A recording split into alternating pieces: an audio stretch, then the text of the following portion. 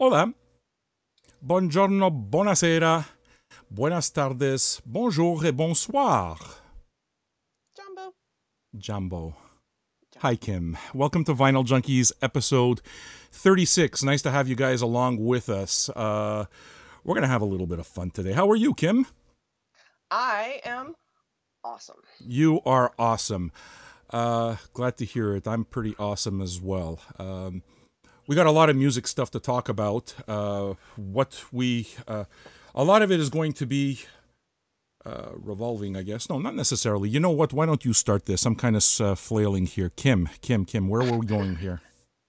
Well, let's see. We're talking about moving the shows to Sundays at 1, that's Eastern, noon Central. Sam did a poll to see what you guys liked, and it would make my life a little bit easier. I think it would make everybody's life. I mean, overwhelmingly, okay, just to go over the poll, I mean, you know, it was a miniature poll type of thing, but still, it's, you know, it was 10-1, the people who prefer seeing the show on a Sunday rather than a Saturday. So we've decided that we will move the show on the Sunday, okay, same time, but the Sunday instead, and that'll start next week, and that kind of takes the stress. I know you guys, you know, a lot of us work on Saturdays. Some of you guys kind of, you know, go do your groceries and your chores and stuff. So, hey, if we can get more of you to kind of just chill out and relax with us, that's always a good thing. Yeah, Sundays are a good day for that. Another thing there is that, Kim, we will start episode 37 next Sunday, right? And that will be with Kim. She will not be there for the week after, but I have a special, which we might talk about a little bit more next week. We'll do the Africa show onto the Sunday and have guest host Grant Austin talk about African music with us. It's going to be a great show. I'm a little bummed that I can't participate in that since I grew up in Africa. But man, Grant, he knows more about African music than anybody I know. Oh yeah, for sure. Me too. I mean, it's impressive, and I love that guy. He's so awesome. Okay. He can curate his own label if he wanted to, and it's a lot of fun. He's Grant to me is like just a living, breathing Wikipedia when it comes to Africa. So sometimes, you know, he'll repeat some stuff, but that's kind of the entire point of the community, right? We learn from each other, and each of us kind of have our specialty. You're the post-punk girl, and there's a few other post-punk people. You know, a couple of us are metal, a couple of us are jazz, but Grant is without a doubt the Africa guy, and does it real well. So I'm pretty sure it's going to make for a great episode. That's not next week, but the week after, the Africa show with Grant Austin. Yeah, that should be like the 14th, I believe, April 14th. Yeah. A whole bunch of other stuff. I guess we'll start with Vinyl Junkies news. You guys check the link on the video that we sent you. You'll notice that the YouTube channel's all really neat, and a lot of you have actually commented on the fact that the YouTube feed is more stable. So if you want to watch through there, subscribe there. We do pick winners from there as well. We're always happy to pick winners. I guess, should I do a stats thing since it is the last day of the month? Yeah, that'd be cool. All right, Kim. This is fun, man. You started your first show sometime in May. I mean, that's when you and I started doing these shows together, and we've been talking a while. So March is kind of like the month of Kim. I think that's kind of fair to say. And just to kind of give you a little bit of an idea, you know, we were already doing great, and 266,000 people in the month watching our shows. So it was incredible, you know. Was that for February? Yeah, that was for February, and I was thrilled, right? Because it's like, wow, man, I just broke 250,000 views in a month, so I was chuffed.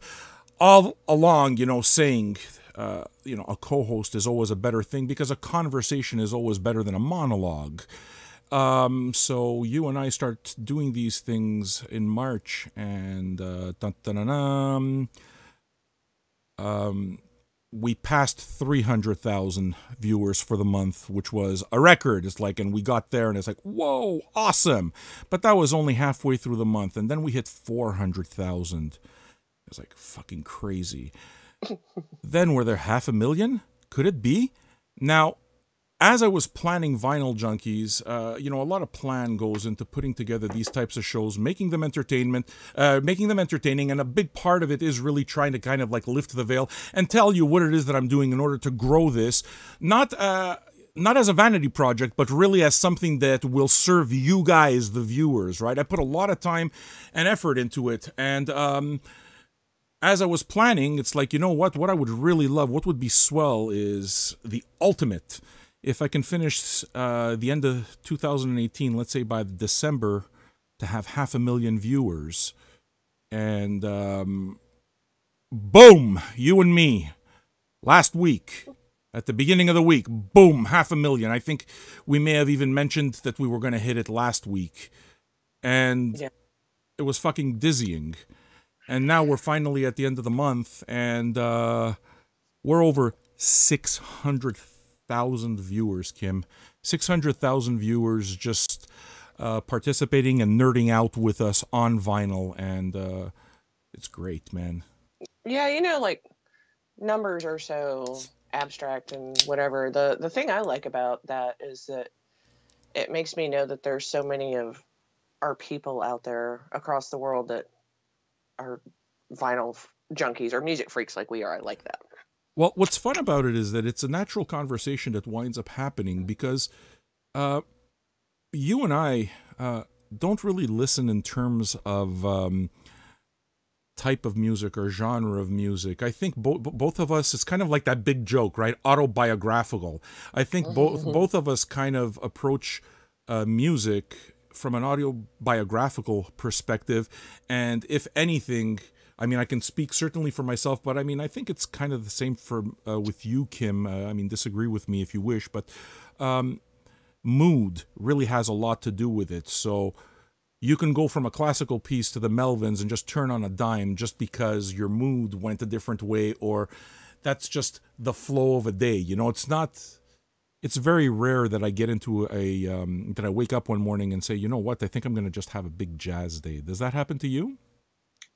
Every once in a while, I'll be like, man, I think I really need to listen to a bunch of sludge.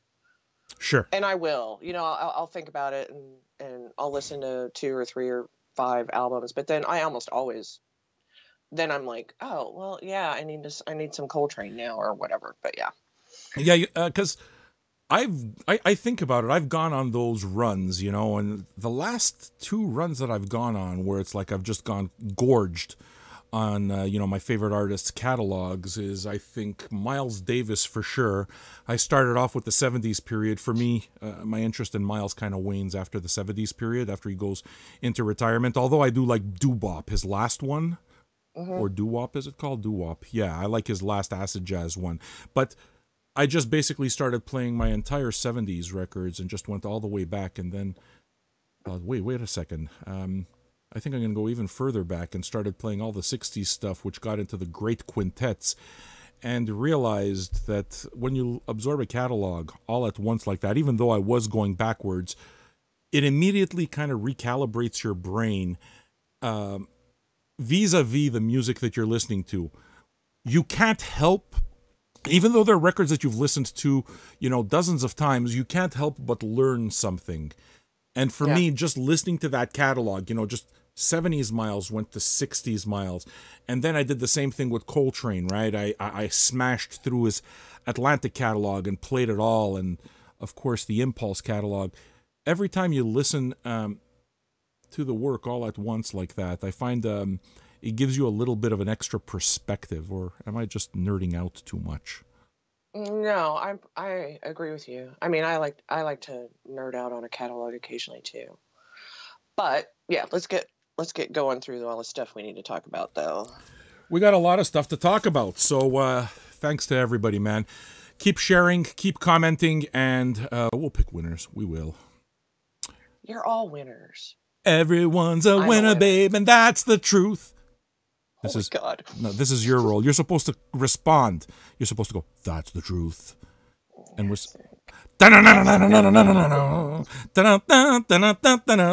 Kim, help me out here. Go. New sponsor? New sponsor. Guys, I'm very excited to announce our new sponsor, because it will allow us to do a lot of stuff that goes forward with the vision that I have of Vinyl Junkies and the way it is that I want to serve you guys. A big part of Vinyl Junkies is that we're all kind of like more of the hardcore music fanatics. We like to go deep on topics because, you know, we listen to it on vinyl because of that extra experience. Yada, yada. Same deal all the time, right? So one huge part of that has always been the idea of us sharing music with each other, right? Wouldn't it be nice if we'd be able to kind of just curate a little shop for you? You know, put together a web store where the music that Kim and I talk about together, you know, comes up in an article, for example. Again, we're just brainstorming because it's just happened. It's so new. But, you know, just going forward, you know, the idea of me and Kim and everything that we are talking about right now, just showing up in a store for you. And if you guys like it and if it sounds interesting, you know, there's a link that we're going to put there. And there's a buy link where you can buy the record if you want, you know. Yeah. I mean, fuck, you can't ask for better than that. And the fun part of that, right, is, and I'm going to get to the sponsor. You'll be happy. I've been working a long time for this. But what it is that, I mean, of course, we're talking about the world of online here, but what it is that separates the way it is that we want to do things and the Amazons of the world is just that boutique experience. The same type of thing that Vinyl Me Please does, and does to great success, right? So wouldn't it be cool if Kim, for example, and I were able to do that? And I think that's exactly what it is that we've found, right? We'd like to welcome to the fold Popmarket. So, boom. If you check the link down there, no, actually I didn't put the link, but popmarket.com. If you visit their site, you'll notice what that's all about. And the good thing about this is, again, it fits into the vision perfectly, because it's not a question of wanting to work with one or another. For us, Vinyl Junkies is about the conversations that we have and those personal recommendations that we have that actually make us go out and say, you know what, I remember somebody whose music taste is the same as mine really freaking out over that Cameron Graves record, so I'm going to go out and I'm going to buy it, right? Right. Right. And Popmarket allows us to do that. We're right at the very beginning of the relationship, so it's kind of like a test run. But to give an idea of where I want to go with this, Kim, and we discussed it a little bit yesterday, Kim and I, holy fuck, we spent, what, the entire evening just browsing Popmarket stuff? Like nerds. Yeah. It was like easily. It must have been an hour and a half, 2 hours just browsing. You go to the vinyl section and then you break it down to, okay, new releases are coming soon. There were just a million different ways to go, and we actually compiled a list of stuff, and we'll continue to compile lists in our What's Coming Up Next segment. So when we talk about records that are coming out this Friday or records that came out yesterday or that type of thing, we'll actually be able to provide you with links that, you know, makes the experience all that much more interactive, and that experience will have music and a bunch of things. So very excited. Welcome to Popmarket. Yeah, it's so cool. If you guys, you know, however you get your music, at least go look, but give yourself some time, because man, once you start looking at, like I was looking at It's a rabbit hole stuff, I was like, well, what's this? Oh, I want that. And then, yeah, it's deep, and it's so much fun. Well, it's really awesome. It's nicely clean, simple. And there's like just all these little squares, right, where you can click for everything. Yeah. So there's a vinyl segment and turntable segment and so forth. So you guys just kind of follow along with me, and you'll know why it is that I wanted, you know, to work with Popmarket and include it in our portfolio of the people that we're going to talk to you about. Very simply because we can do what we want with it. We're able to kind of put our vision and put our curation and kind of like mold our show based on that. So what we'll do is we'll basically take the Amazon experience, but instead of just going to a warehouse, we'll put the Vinyl Junkies kind of like welcome mat there and say, hey, you know what? we're not right or we're not wrong, but on the other hand, Kim was listening to this and I was listening to this. This is what we were talking about, those infamous whatever funk lists, best funk records or that kind of thing. There's a whole bunch of possibilities that will come into the picture now, and we're excited, and of course the prizes are going to get pretty good too. Yeah, it's cool. Okay, moving on. Moving on. We're gonna do what you're listening to this week. Do you want to start? You want me to start? I've been talking a lot. I think I'd rather hear you, Kim. I need a break here. Kim, please tell me, what have you been listening to? Okay, as usual, everything. Some jazz, some funk, a lot of 80s stuff this week. But I was browsing around on Amazon Prime looking for music documentaries, which I love, which you can watch on YouTube or whatever. But anyway, I was checking what Amazon Prime had. And they had a documentary that I hadn't got to see yet about the band TAD, T-A-D. Busted Circuits? Yeah, Busted Circuits and Ringing Ears, which was released in 2008. I don't know how I missed that because, oh my God, I am a big TAD fan. So the band TAD is named after the lead singer and guitarist, Tad Doyle. And they were part of the Seattle scene early on. And for me, I hate the label grunge. I know people hate, but it's the way we discuss music. So they're part of the scene. They toured with Nirvana in Europe early on, and as equal co-host, not one opening for the other. They kind of switched back and forth. They played the UK, right? If I'm not wrong. Yeah, they played the UK and Germany, and they played Europe. There you go. Okay. But so Tad was always my favorite. And I got to see them 2 or 3 times in the 90s. I loved Mudhoney. I like Nirvana. I don't like some of the other ones. I love Tad. Tad's super heavy, and I always felt like they kind of came from a more of a metal. Yeah. I don't know, maybe not, but they have more of, and they are. Well, it was greasier than metal was, especially at that time. It was dirtier and rawer, and so they had.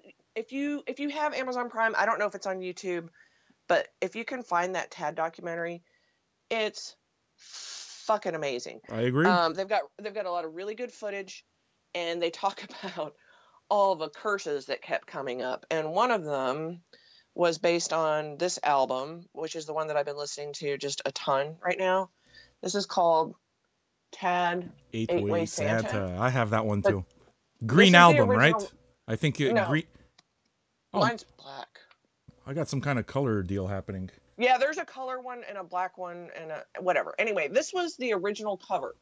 So if you buy, they've been reissuing Tad. You can get Tad, Eight-Way Santa, God's Balls, and something else with the other cover because they got sued for using this photograph, and they had to change their cover 2 weeks after it released. They pulled everything. Can I give a little bit of backstory there? Yeah, or I can. Whatever. Yeah, go ahead. That photo was a photo that they found out of like a flea market or a secondhand shop, and just decided to put it. There was no malice to the whole thing at all. They just, hey, let's put this on, and then all of a sudden the people on the photo get notified and find out that they're on, and just basically sue Tad. And it wound up being, they had become, the woman had seen it, and they had become very religious. Yeah, she was not happy. Go ahead. Sorry. Yeah, and if you watch the documentary Busted Circuit, you can see that it's kind of there's a certain amount of bitterness that was there, and Tad has a Facebook profile, and he kind of since then has moved on to Brothers of the Sonic Cloth, which is more of like a drone kind of ambient thing, and he opened up a studio, I believe, kind of like a home studio called Witch Ape Studio, right? And he seems more at peace with himself every time he posts, which is really cool.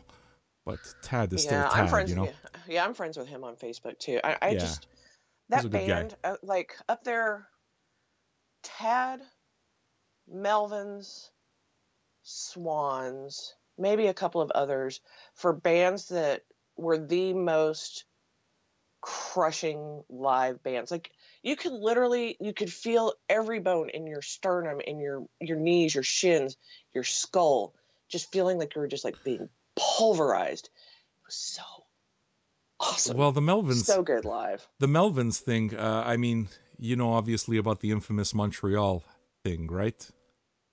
Infamous Montreal. Yeah. What? It's on which album is that? The one with the Indian? Is that the one? What the hell? Lysol? Lysol. Yeah, I believe it's on Lysol. Anyway, there's one song called Montreal, which is basically just a bunch of just slowed down, you know, distortion. And this was while they were touring with Primus. If I'm not wrong, they were touring. What's the album that came out after Seas of Cheese? Pork Soda? Pork Soda. They were touring the Pork Soda album. That's exactly right. And they were touring with Melvins, so they came, and I went to that show. You know, I did too. It was, no, but this particular show where they were recording this, right? Where there's all this kind of like feedbacky thing happening. And people were just getting frustrated because that's certainly not what the quote-unquote grunge era was about, and that's not what a lot of those people who were coming to the Primus show were there for, you know? They were there to kind of pogo and have a good time, because less is a good time. So here's Melvins who come in and just kind of drone on, and the crowd starts getting fed up, and it's like, Primus, you know, and it's kind of, that's the infamous Montreal show, and they actually, the last time I saw them here, they still kind of start their shows here in Montreal with kind of like this droney thing in homage to that original recording. So yeah, they do a lot of, I mean, there's a lot of droning and repetition, and it's very, very heavy. But Tad was right up there with the heaviest bands you have ever heard. Sure. And Tad is a large gentleman, and he was just like the scariest ballerina you have ever seen. It's awe-inspiring. So watch that doc. I'll put a link. Well, there's the pictures, right? There's all the infamous pictures of him dressed as a lumberjack with the big old saw. And like he's making them all scary. But he's not really that guy at all. As a matter of fact, if anything, he seems so much more zen now than, he ever was before. But, you know, I guess it speaks to all of us. You get older, you get calmer, less angry. Hopefully. I don't know about the angry thing. Anyway, so what are you listening to? What am I listening to? I'm listening to a bunch of things, but I guess I'll choose one. It's been a bit of a weird week because I've been organizing my shelves. This collection, I'm going to talk about this fucking classical collection again. Jesus Christ. Ever since it came in, 1,500 pieces, it's just basically what it does is it completely throws the entire ecosystem here out of whack, where you got to change piles and piles and piles of records, and from one area to another, so everything's reorganized in a way that makes sense, right? So you got this big thing now that requires a whole bunch of reorganization, and I'm moving from one shelf to another. If you see right behind me, you'll see some empty shelf space and stuff, and that's because literally lifting thousands of records from one place to another. Oh, God. It's fucking painful.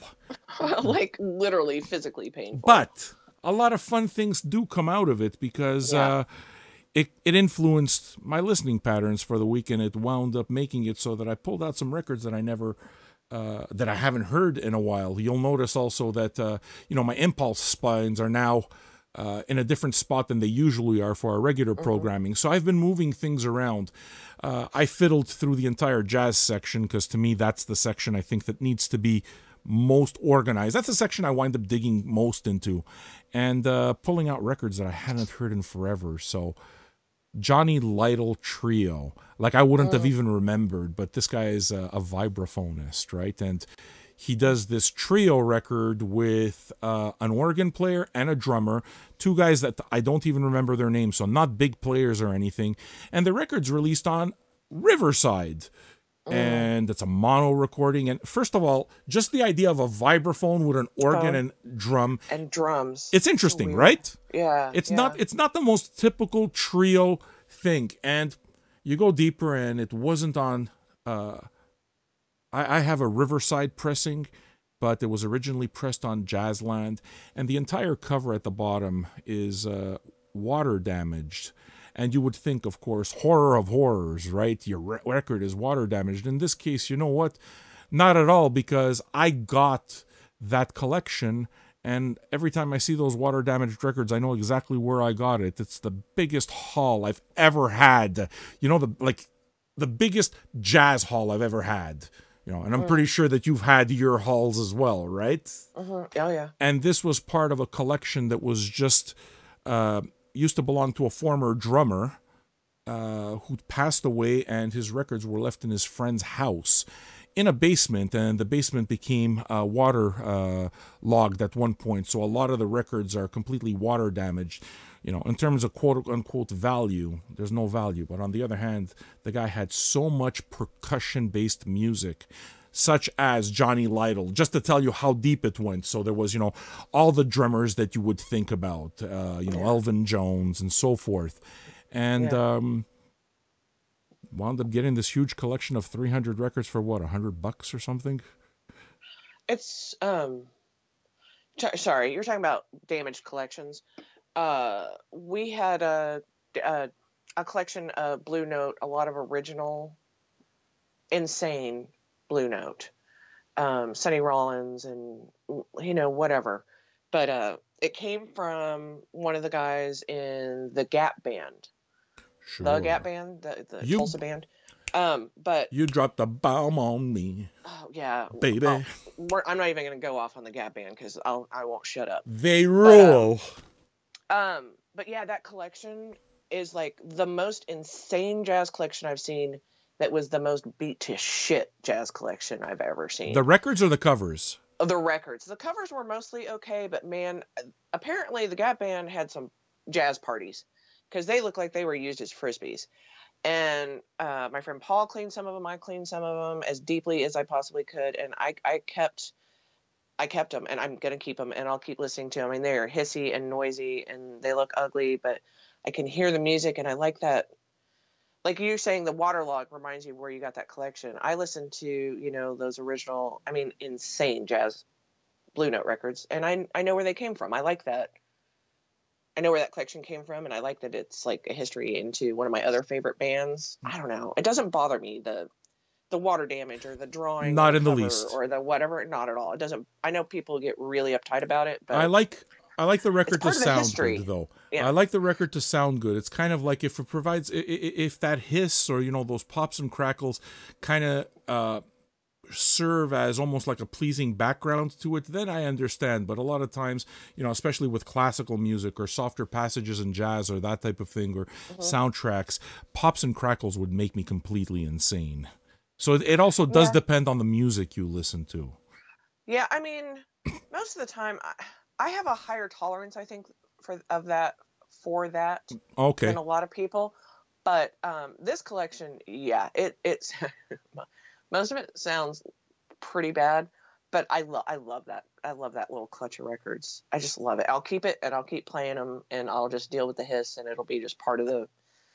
You can't throw away, like. I can't.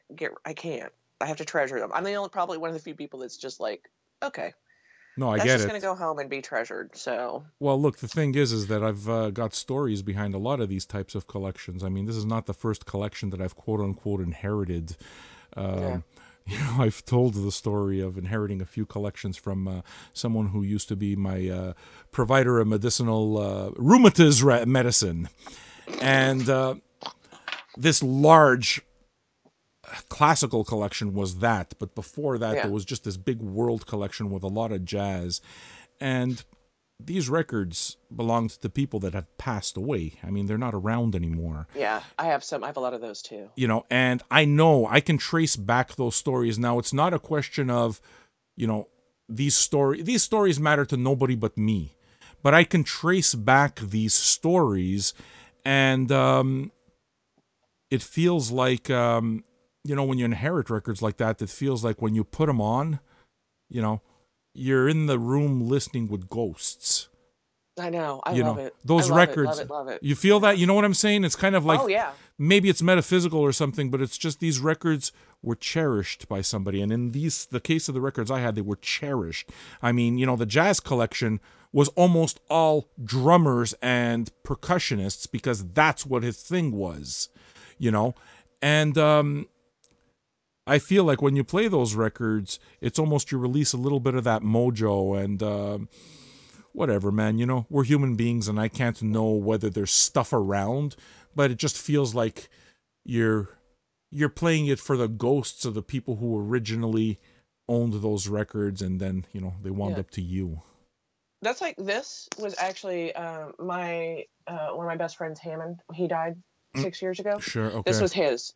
I inherited his collection, and it was 99%. He had moved to CDs from vinyl, but there were like 6 albums left, 6, and this was one of them. So, and I saw Tad with him and all of my other friends. So, Well, you know, when I play Tad, I think of him and my other friends and having this record and how yeah. glad that, I mean, that's like having a ghost in the machine, Well, ghost in the vinyl. and just telling the story right here and sharing it with us kind of carries on exactly that tradition, right? And I know that for me, man, I don't know where these records are going to go when I'm not around. Maybe my daughter will like them, maybe not. But I would hope that they would go to somebody who kind of like, you know, thinks about treasuring where they came from and so forth.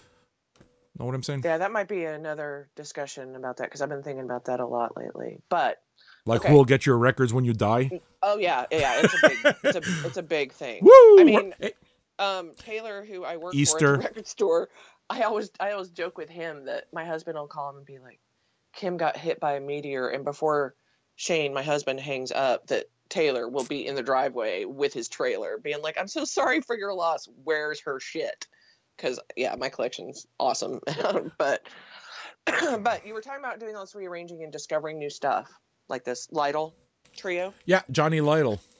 I keep running across stuff lately too because I'm shifting stuff around in preparation of maybe ever getting off my ass and buying shelves and putting them into the shelves. But I think it would be cool to have people in Vinyl Junkies or whoever's watching to pull something that they haven't ever opened, they haven't listened to in 20 years, 15 years, 10 years, whatever, or that they, you know, just something that you never would normally listen to, or you forgot that you had, or you haven't opened yet, and post one of those. Even if it's Dark Side of the Moon and it's sealed and you forgot you had it, open it up and play it. But if it's, you know, something like this Lytle that Sam found, or, you know, I keep finding stuff that I forgot that I had. You know what? So I think it'd be fun to do that and see what people come up with. Yeah, I think you just made me really happy because I can share one immediately that just happenstance. We've been going over a lot of CTI stuff and trying to prepare some compilations that will be prepared for you. So I go through my piles, and sometimes, very often, I'll forget records. And I pull out this Gabor Zabot record called Rambler, released on CTI. And I had completely forgotten that he released a record on CTI. I didn't know that either. I don't recognize that one.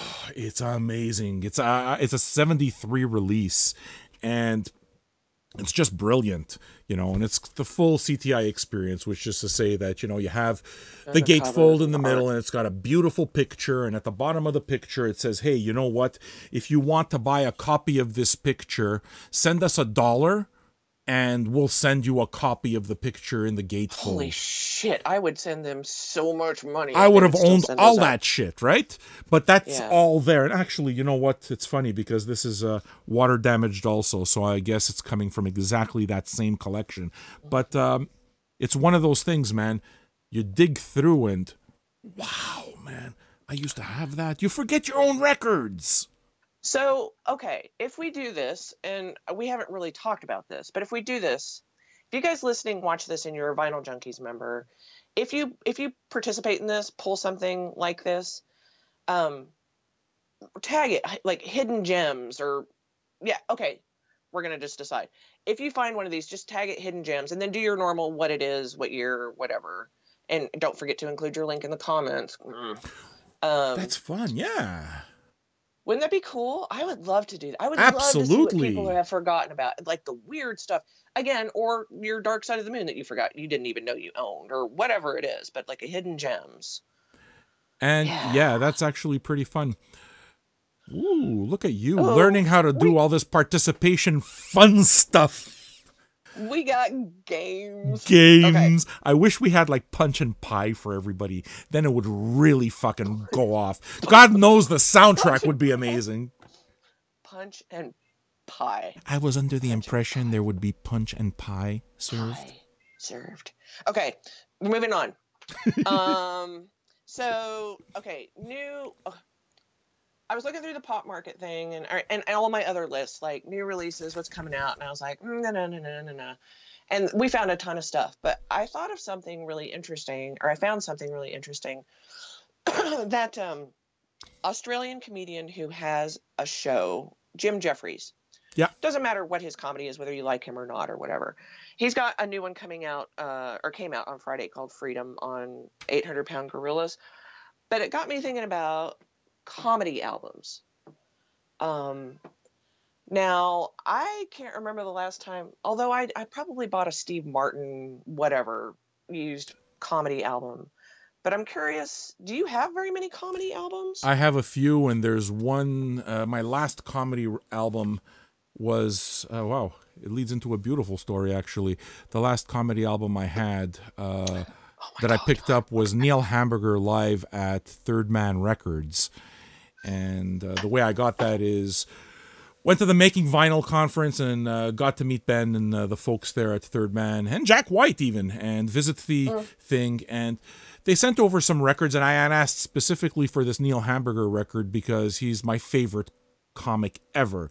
He's just Tony Clifton, the next reiteration of Tony Clifton, and the more he makes these just groan-inducing jokes, the more he just pisses people off. And he's just one of these old, bitter guys, or he plays one of these guys who's just amazing at tearing people apart. And I love him, right? So that's the record that I wound up picking up from Third Man. I mean, before that, it's probably a long time ago. Well, it makes me okay. So I listen to a lot of podcasts, and the podcast I've listened to the longest is one called Never Not Funny, which it was one of the very first podcasts, and they've still been going. And the main person is a comedian named Jimmy Pardo. He did stand-up comedy, and he's been on some TV and all that kind of stuff. I love that guy. And they are so funny, but his co-host, his partner, Matt Belknap, they own a label. God damn, I should have looked at what it was called. I can't think of it. A comedy label? Yes, a comedy label. Okay. God damn, I can't think of it. That's bad. I've been listening to that podcast literally for 10 years. Anyway. But when I saw that Jim Jeffries, I started thinking about comedy albums. I thought Jimmy Pardo's a really big music and vinyl guy. He used to work in a record store, blah, blah, blah. And he has his own records out. I thought, man, maybe I'll order one of those Jimmy Pardo. I listened to him. He's a comedian. He loves vinyl. It's like a kind of a full circle thing. Sure. So why not? But I'll tell you, my favorite comedy album is Stephen Wright, I Have a Pony. I listened to that thing 500 million times when it came out it was the 80s.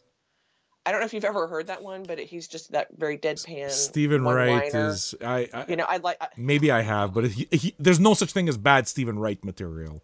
Oh my God, it's like I like to, sit in the tub and turn on the shower and pretend I've been in a submarine that's been hit. I mean, it's dumb and funny, and sometimes he gets esoteric, but his delivery, I just love that guy. So I'm curious if people have. He's awesome. I'm not sure if you'd agree here, but I find that he's rather similar. He's almost like a precursor to something like Mitch Hedberg.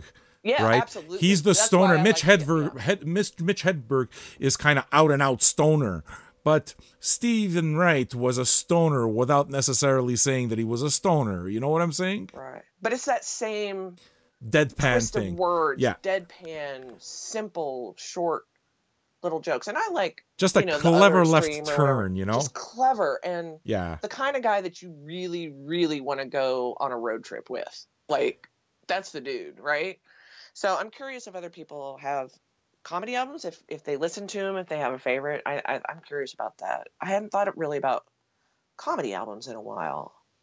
So Well, I don't know. More vinyl, right? actually, you know what? I'm really glad that you the Neil Hamburger story didn't stop, right? For me, as I Yeah. was we discussed the fact that Vinyl Junkies, you know, one of the thoughts that I had is just interviewing a bunch of people and talking about music, nerding out on it, and it just wound up being a big pain in the ass. And, you know, one of my dream interviews during that entire period was I wanted to be able to interview Neil Hamburger because I thought it would be the most amazing thing in the world. And I had seen him on, he lives in California. The person who portrays Neil Hamburger lives out in California, right?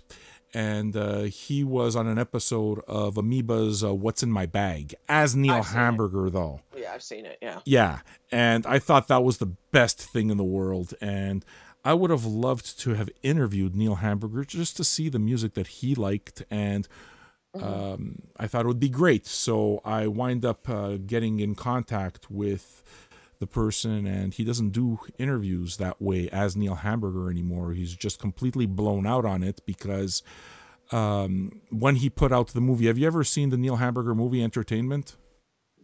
It's fucking bleak. It's the slowest thing I've ever seen in my life, and it's fucking bleak. You're gonna want to blow your brains out by the end of it. Really, it's bleak as fuck.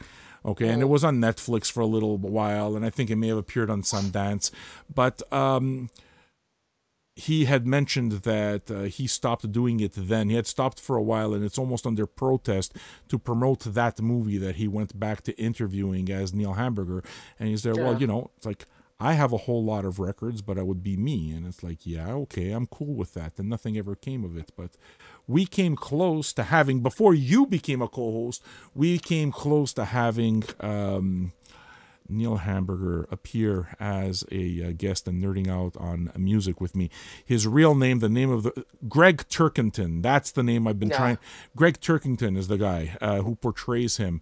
We would have actually, the idea was to appear with Greg on a show and nerd out on records because supposedly, I mean, he was there at Amoeba because he buys a lot of records and he's got a nice record collection. So those are our people.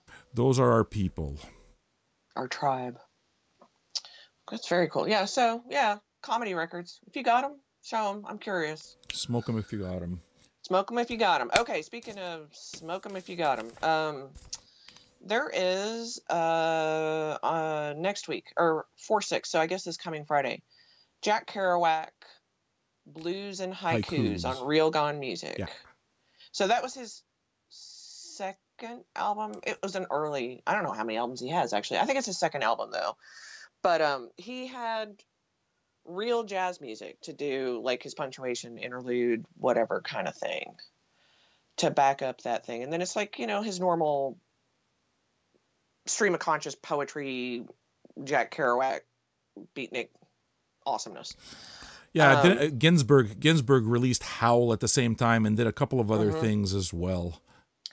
You know, I have a couple of William S. Burroughs albums. Was he actually putting stuff out then? Or that seems like it was all like at the end of his life. I think so. He kind of fell into that almost like Bukowski thing, you know, where it's kind of like they enjoyed a certain notoriety only much later in their life, and that's when they earned their money. You know, people like Kerouac or Ginsberg or whatever were big then. I mean, they were part of this beat. You know, they spearheaded the beat generation, a lot of jazz. You know, the whole thing of skiggly boo bop type of thing, wearing a beret, snapping your finger. That's all Ginsberg, and that's all Kerouac. Yeah. So I guess that was during his Dharma Bums thing. So I'm really curious about it. I'd like to hear it. I've never heard this one, and I'm a big. I mean, I read all of the Beatniks and the Beatnik associated beat movement, whatever kind of guys. I do have one little side story. Speaking of William S. Burroughs, you know, I told you my oldest brother was in a punk band, None of the Above or whatever. Yeah. But they played up there. he lived in Lawrence, Kansas, William S. Burroughs. Okay. So my brother's band played, I guess, did they play in Lawrence or close to Lawrence? William S. Burroughs went to one of my brother's punk shows.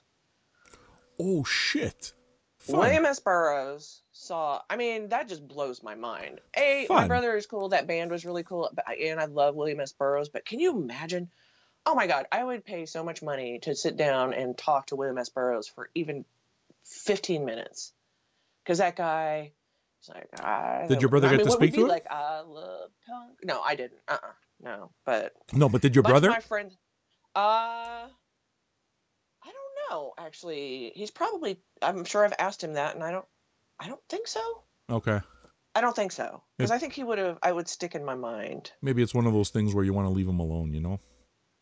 Well, I mean, I deal with celebrities and stuff. I have dealt with a lot of celebrities and stuff, and I don't get starstruck very easy, but there's a handful. With William S. Burroughs, I've been like, oh, can he just talk at me? Whatever. So, Jack Kerouac's Blues and Haikus. Are you interested in that? Do you think that would be cool? Well, actually, if anything, this was all a result of Kim and I just looking at the records coming out next week, next Friday. And there's one thing that I noticed. Every record I was picking was on exactly the same label, including that Kerouac that you just described, Blues and Haikus, a label called Real Gone Music. Now, it sounded right, but when I think of Real Gone, I think of the Tom Waits album automatically. I do too. Right? I do too. I'm instantly, yeah. Always, right? So Real Gone Music. And it's like, I started digging a little bit further into their catalog and realized, oh, wait a second. These guys have not only, like, as we're going through the list of the stuff that's coming out next week, everything on my list was being put out like Real Gone. Yeah, it's like the big one for me. You have no idea how much I need this record, but they're putting out the 50th anniversary version of God Bless Tiny Tim. I'm giddy over that. I need that record so badly, and it's one of the great frustrations of my record collection. You know that the one that got away story? We all have them. We didn't pick up the record and we never saw it again, and you regret it for the rest of your life? You know what I'm saying? Yeah. Oh, yeah. Oh, yeah. Right? That exact record, an original copy of God Bless Tiny Tim, was one of those things that I'd seen early on when I was just buying as much vinyl as possible and selling off my CDs to fund that. And I had already made an enormous purchase. It must have been $400 or $500 or something. And it was there for $5. I can't believe you don't have that. I don't fucking have that. And I've been called Tiny Tim when I used to have long hair. And Tiny Tim has followed me around everywhere. When I went to California, Kim, check this, right? I go to California to do this NAMM conference. Evan over there at Vinyl Style has me over. This'll be your room. Right on the door. Right on the door. Number one, you would have loved the art there, but right on the door. This massive, almost life-size poster of Tiny fucking Tim on the door. And it's like... Oh, so cool. It's so perfect. It's like, I have a suite of my very own, so he's just one of those weird esoteric artists that just seems to keep following me around, and I don't have the record, and I let it go. And oh my God, you know, it's like the Cinderella song. Don't know what you got till it's gone. Oh my God, my ear. It's like that. Oh, it's just sorry. That was just a howl of pain from having left that tiny, enormous, huge man, Tiny Tim. I love him. And okay, so we've talked about how Tom Jones is like cheesy. The best. People consider him cheesy and all that kind of stuff. The best.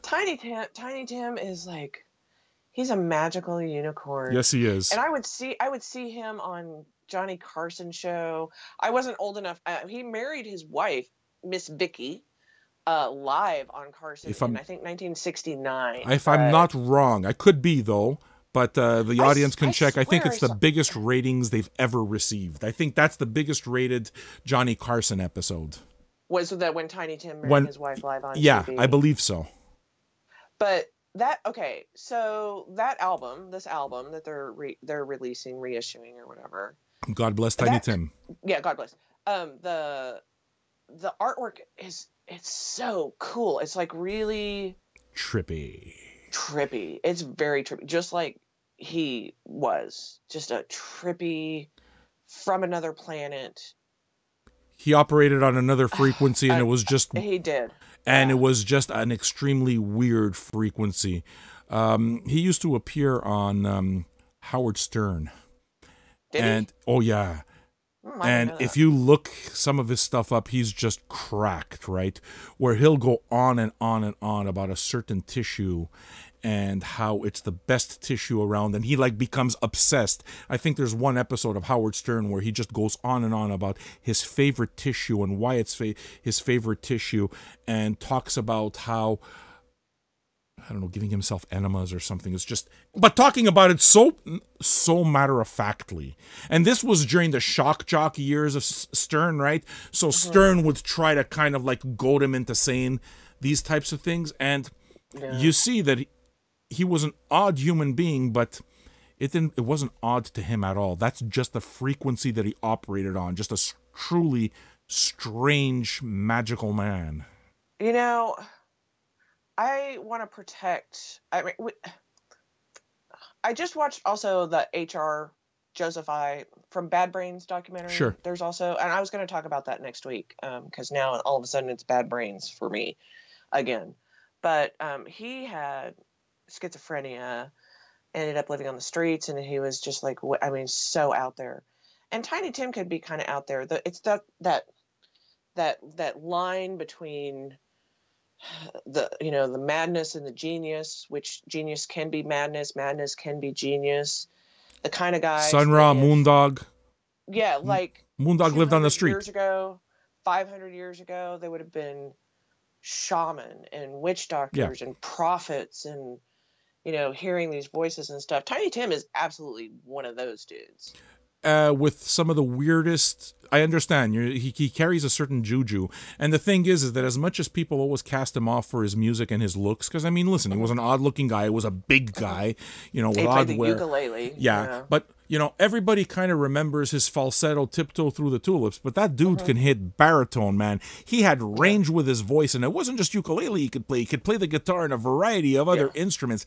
That was a talented cat, Yeah. Just odd, real odd. I guess the lesson there is don't be dismissive of the odd or what's considered the silly or the cheesy. Maybe at least explore around a little bit. You don't have to like it, but maybe look at it from a different angle or attempt to. I know when I was younger, I was much more quick to be Jack Black and High Fidelity or whatever, and be just like, pfft. Not overly so, but I could be very dismissive of things.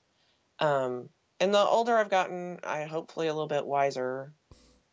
What if there is a genius there? What if there is something that speaks in a Tom Jones or a Tiny Tim that I would have thought silly and throwaway, ephemeral, that really has something for me now? I mean, music is eternal, and we all grow and change, so. You know what? Look, we didn't plan it, and up to a certain point, it's pretty nice to put a bow on it in this way, right? Because we're talking about Tiny Tim, and as you were going on, I thought to myself, once we upload this episode and we add a working title to it to kind of describe it, we've spent probably the majority of this time talking about Tiny Tim, and neither of us planned for that because there are so many other records on this list. And you know what? That gives me great fucking joy to be able to have connected with. I need that Tiny Tim record, man. God bless him. God bless him. Yeah. Okay. Anything else on the list that you want to talk about? Yeah. Okay. In terms of albums, as it was going on, it's like I said, I kept noticing that the stuff that I wanted is all Unreal Gone music, right? Okay. There's a Girls' School singles album that's coming out. All their singles from 79 to 84. And I mean, I first came across Girls' School on when I bought, what was it? No Remorse, Motorhead, No Remorse. Because it's got this Please Don't Touch on it, and I forgot what other song. Anyway, a couple, right? And I really like them, and I've picked up a couple of albums since, and it's really one of those bands where I think a compilation is perfectly suited to them. You know, Tell people who don't know Girl School what they're like, what they're about, and the Motorhead thing. Girl School are the UK version of the Runaways.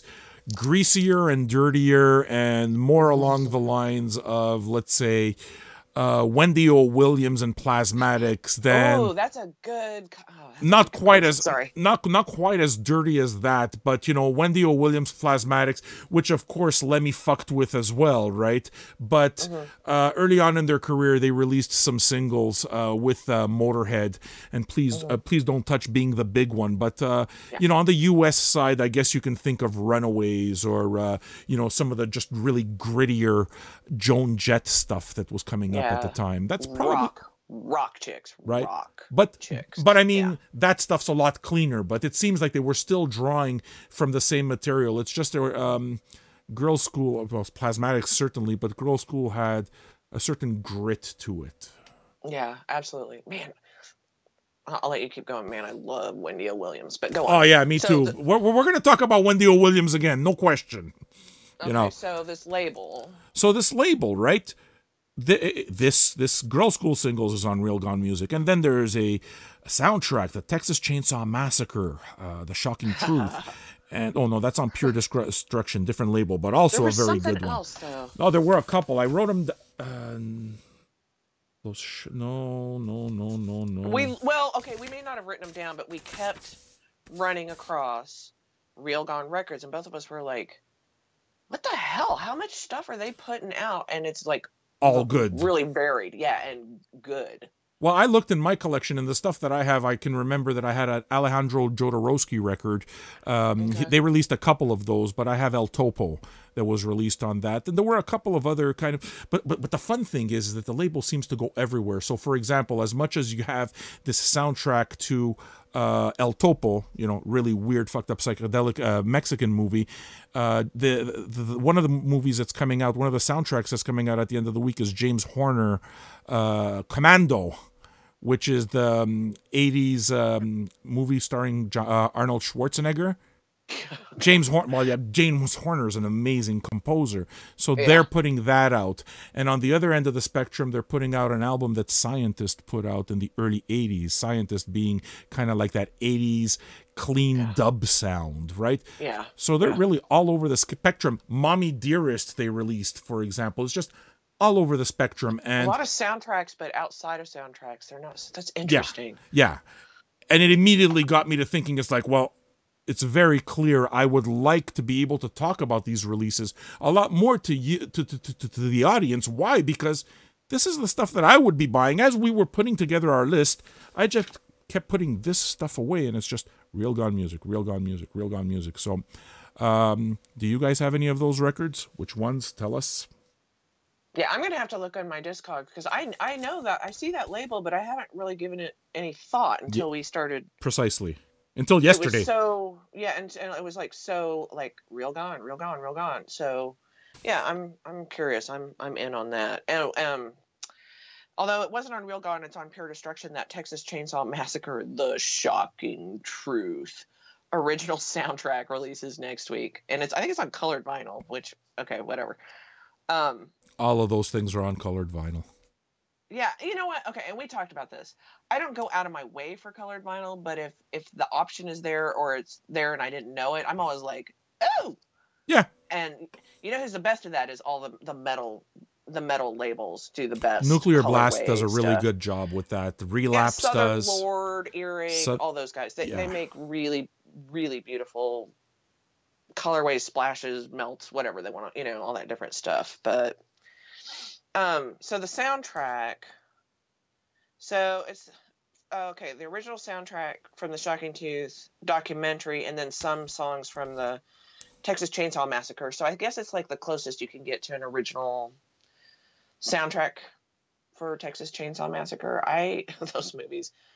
Okay. I want them all, man. I want them all. It's fun that they're coming out. The thing that's kind of a little frustrating, I mean, we see it in the metal world, but we definitely see it more prominently in the soundtrack world, where a lot of that stuff is going very, very heavy into they're digging almost anything out, and they're just making the packaging speak more than anything else. Hats off to labels like Waxworks, who are really, I think, going above and beyond. I mean, you have to see some of their just some of the Friday 13th covers they've done are mind-bending. But, you know, I'm not too much into the gimmicks. Yeah, I'm not into gimmicks either, but if it's good quality, if it's an album that you love, I mean, like, okay, here's one that's not a gimmick, is the David Bowie Labyrinth soundtrack, Sure. which they released last year. Man, I think I have an original. Order that. I'll order it, though, and I will sell that all day long. People just see that and light up with the biggest, like, joy. Like, a lot of us saw that at the theater. Yeah, and so the younger, the 20-somethings, teens, I guess maybe, that's their introduction to David Bowie. Yeah. That's how they know David Bowie, because they would watch that movie when they were kids, when they were little. And I mean, I saw it I don't even know when that movie came out. I was in my 20s, I guess. But I love when I get that album and I have it sitting there in the new stuff, and I'll see somebody in that age bracket, if they see it, just, I mean, light up. Yeah. Just the purest, happiest You're joy. catching that connection, man. How many times have you just walked into a store and it's like, oh shit, when you come across that record that you've been looking for? Yeah. You say it out loud. I would guess that record might be the most hugged record that we have. Like, people pick it up and they make a noise, smile, and they'll hug that album to their chest. Kim. We're done, man. Oh, are we? We have passed the 1 hour mark, so I would say, yeah, we are done. And I want to mention just one last thing. Go for it. Just because I saw it was the Killing Joke, the band Killing Joke. Sure. Is doing a 40th anniversary tour. They had to cancel a couple years ago. They're notorious for being a little about their shows, but they're starting in September in Seattle, I think, or Washington on a tour. So if you guys like Killing Joke, I don't know. I did one of those like little and want to buy a ticket. So I just wanted to put that out there. I'll save my Roadburn Killing Joke story for another time. I saw them at Roadburn, or almost saw them. Well, actually, I guess I'll tell it. It's such a short story. I almost saw them at Roadburn. They were one of the bands. At that point, it was Voivod, a way of Voivod, that was curating the event. So we got to see Voivod perform twice, and Yob performed twice. And one of the main acts of the curated set was supposed to be Killing Joke. And it never happened because Jazz threw a complete hissy fit over some equipment malfunction and got himself thrown out. He basically acted like he just acted like a diva. And the show never went down, and he got thrown out. So that's as close as I've come to watching Killing Joke live. Well, maybe now's your chance. I am absolutely going if they get a ticket and they actually play. I will go see Killing Joke. Well, I'm pretty sure I won't tell him that story. I have a feeling Jazz might be too mercurial, and I'll probably wind up getting socked in the jaw for it or something. Kim, it's happened before. This has been fun, man. This has been great. Yeah, and absolutely. We'll catch each other next week. Good show, man. Good show. Good show. Bye, guys. See you guys.